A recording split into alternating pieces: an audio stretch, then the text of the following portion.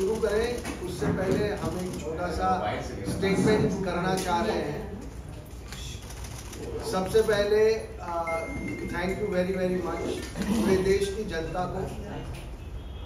एक historical numbers जो इस फिल्म के आ रहे हैं, इतनी बड़ी तादाद में लोग जो फिल्म देख रहे हैं, उसके लिए हम पूरे देश का तहे दिल से धन्यवाद करते हैं। ये फिल्म लोग ज़्यादा से ज़्यादा देखें, ये हमारे लिए बहुत इम्पोर्टेंट था क्योंकि इसका विषय इतना सेंसिटिव और इतना इम्पोर्टेंट है। तो लोगों का इस तरीके से इस फिल्म से जुड़ना, ये हमारे लिए बहुत खुशी की बात है। इस फिल्म में हमारे ऑनरेबल प्राइम मिनिस्टर ने इस फिल्म के बारे में बात की, और भी बहुत इम्पोर्टेंट पॉलिटिकल पार्टीज़ ने इस फिल्म के बारे में बात की और इस विषय को नेशनल सब्जेक्ट के रूप में लोगों के सामने रखा।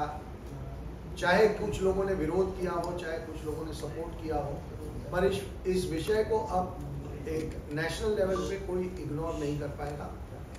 तो ये हमारे लिए एक बहुत बड़ी अचीवमेंट है और हम उन सब लोगों का धन्यवाद करते हैं।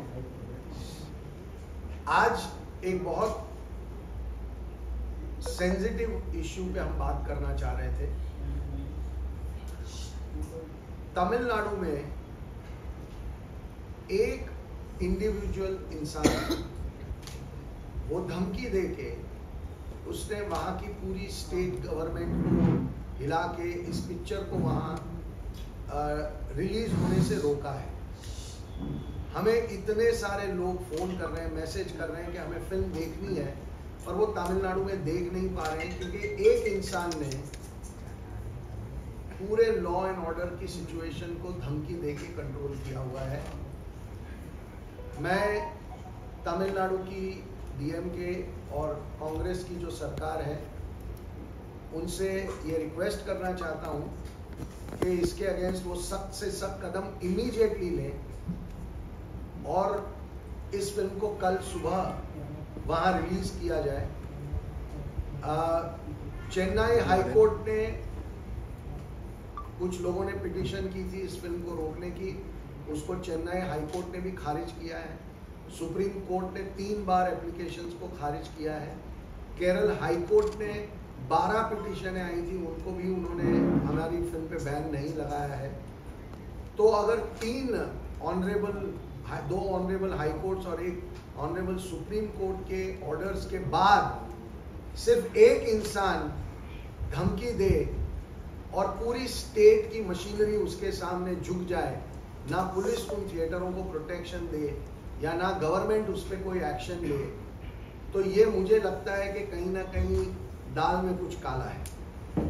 और इसीलिए मैं रिक्वेस्ट करना चाहूँगा जो डेमोक्रेसी के बहुत फेवर में आर्ग्यूमेंट करने वाले जो लोग हैं, उन सब से कि इस फिल्म को बिना किसी डिसरप्शन के चेन्नई, तमिलनाडु, पूरे स्टेट और पौंडीचेरी में रिलीज करने दिया जाए। हमारे मल्टीप्लेक्स के जितने भी ओनर्स हैं, थिएटर ओनर्स हैं, वो बहुत चाहते हैं इस फिल्म को लोगों को दिखाना, बिकॉज उनके पास इतनी ज़्यादा इंक्वायरीज हैं, लोग इतना देखना चाह रहे हैं। तो सिर्फ एक आदमी की वजह से ये फिल्म वहाँ नहीं चल रही है। ये मुझे लगता है कि पूरे स्टेट को इस बारे में विचार करना चाहिए।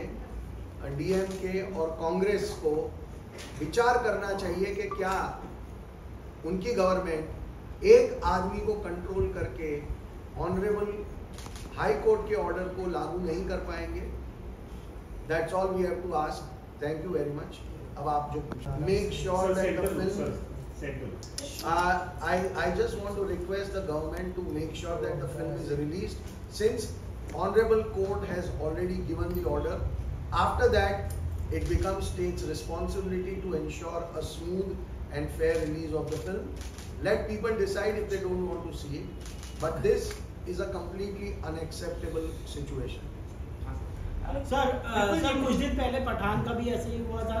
अहमदाबाद और मध्य प्रदेश जैसे स्टेट्स में उसको रिलीज करने से मना किया गया था, और मतलब थिएटर्स में भी काफ़ी तोड़फोड़ हुई थी अगर रिलीज करने की बात की जाए तो।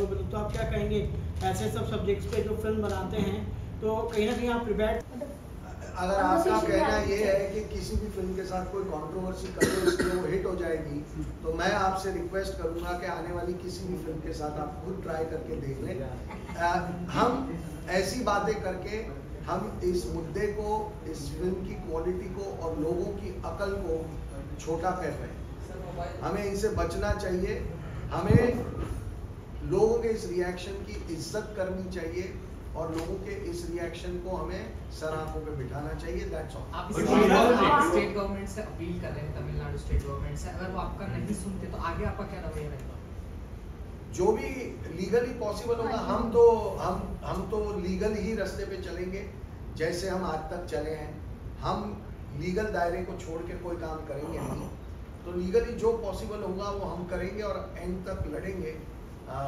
और ये देश देखेगा कि इस देश में क्या एक इंसान पूरी स्टेट गवर्नमेंट को डरा धमका के या जो भी उसके तरीके हैं, क्या स्टेट गवर्नमेंट ये होने देगी? ये देश देखेगा। जो फिल्म बनाएंगे तो ये चीज होनी है, प्रोटेस्ट होना ही है। देखिए, ऐसा है कि हमारी फिल्म एक बहुत ही गंभीर सामाजिक विषय पे बनी हुई फिल्म है और इसीलिए कुछ पॉलिटिकल विरोध भी होता है, कुछ प्लान्ड स्ट्रेटेजी के तहत भी विरोध होता है और विरोध करने का हक सबको है। सब लोग कोर्ट में गए, हमारे अगेंस्ट 15 केस हुए, तो उन सब का वो हक है अंडर द डेमोक्रेटिक रूल। सबको हक है कि वो अपना विरोध जाहिर करें। बट एक बार जब हमारी कोर्ट्स ने ऑर्डर दे दिया, उसके बाद फिल्म को प्रदर्शित नहीं होने देना, ये स्टेट को सोचना चाहिए कि क्या ये हमारी डेमोक्रेसी के लिए एक अच्छी बात है।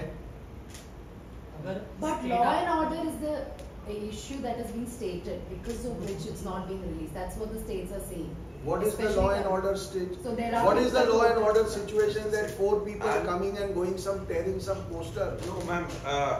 I beg to differ from you because before coming here, I was going through all the report. There is no official statement from the state government.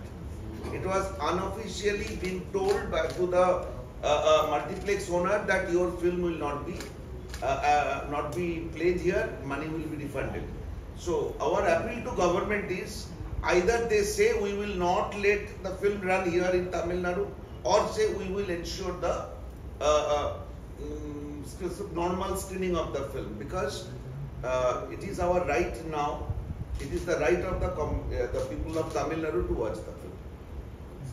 Kerala की अगर बात करें, बिकॉज ऑब्वियसली केरला की कहानी है और अगर केरला में ना रिलीज हो तो कहीं ना कहीं सर ऑब्वियसली इसका जो मकसद है और फिल्म केरला में सक्सेसफुली चल रही है और अगले वीक में बुधवार या गुरुवार को हम मलयालम में डब करके ये फिल्म केरला में रिलीज करने की कोशिश कर रहे हैं। तो केरला में कोई प्रॉब्लम नहीं है और इसीलिए ये ज़्यादा ताज्जुब की बात है कि केरला में प्रॉब्लम नहीं है। लोगों ने फिल्म देखी है, लोग अप्रिशिएट कर रहे हैं और तमिलनाडु में एक इंसान ने पूरे स्टेट को और स्टेट की गवर्नमेंट को हॉस्टेज बना के रखा। सर, और भाषाओं में आप डब करने का सोच रहे हैं?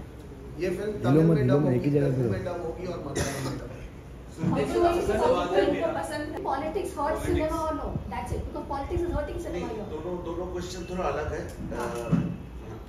नहीं, मैं ये वो क्यों ऐसा कर रहे हैं उनका जवाब आपको उनसे मांगना चाहिए, मुझसे नहीं। मैं आपको बता दूं कि हमारे आपको क्या लगता है? सर, आपको क्या लगता है? नहीं, मुझे क्या लगता है, मैं हाउ कैन आई प्रिडिक्ट के what are the political parties thinking today? वो तो उन्हीं को क्लैरिफाई करना पड़ेगा। अगर एक गवर्नमेंट ये डिसीजन ले रही है कि हम ये फिल्म को बैन करेंगे, तो उन्हें बताना पड़ेगा कि क्यों उनको लगता है कि ये फिल्म बैन करनी चाहिए। After supreme court has cleared the film, none other than supreme court. तो इसका जवाब आप उनसे मांगिए, ये मेरी आपसे गुजारिश है। बिल्कुल। अच्छा, फिल्म पद्मावत और उड़ता पंजाब भी विवाद में रही थी, लेकिन उस समय इंडस्ट्री बॉलीवुड ने इन फिल्मों को सपोर्ट किया था। बट जब कश्मीर फाइल्स आती है, जैसे आपकी फिल्म आई है, क्या बॉलीवुड की तरफ से आपको वो सपोर्ट जो जैसा पद्मावत और उड़ता पंजाब को मिला, वो सपोर्ट मिला है?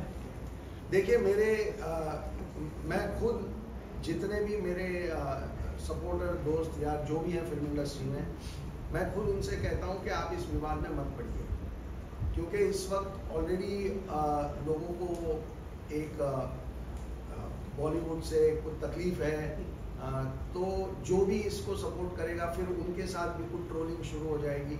मेरे बहुत मना करने के बावजूद विद्युत जामवाल ने मेरा ट्रेलर शेयर किया और मैंने मना किया था कि विद्युत मत करना, और उसके बाद विद्युत को बहुत ट्रोलिंग करना शुरू हुई। उतना ही प्यार भी मिला, लेकिन एक ट्रोल आर्मी है जो इस फिल्म को डैमेज करने की कोशिश कर रही है, और ऑडियंस जो है वो उसका जवाब दिन ब दिन दे रही है।